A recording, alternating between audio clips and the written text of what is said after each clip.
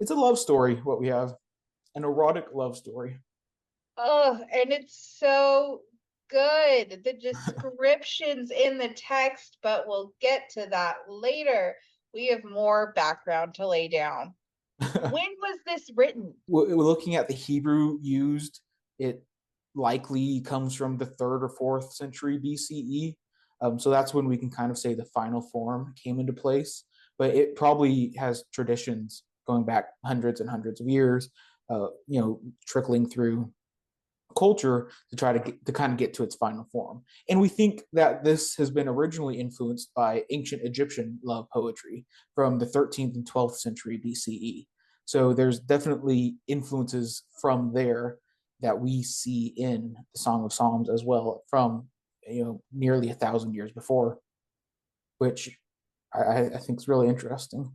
And we can see the influences. I have a ancient Egyptian love poem here somewhere if we want to read it real quick. Uh, Yeah. yeah, so we have, I think this was translated by Michael Fox, if I remember correctly. Michael Fishbane, Michael Fox. I get them confused. Michael Fox is my final answer. But here's an ancient Egyptian love poem spoken by a tree. And it reads, my pits resemble her teeth, my fruits resemble her breasts. I am the foremost of the trees of the orchard. I remain through every season, which the sister spends with her brother, while drunk with wine of grape and pomegranate and bathed in moringa oil and balm. And, that's a short poem. We didn't dive too deep into Egyptian love poetry there, but we can see a lot of parallels between that and what's happening in the Song of Psalms. There's the woman's body compared to fruits.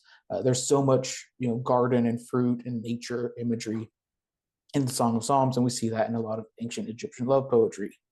And then we have the naturalness of the relationship evoked by familial terms such as sister and brother. We see that here in the Egyptian poem, and we see this a lot in the song as well.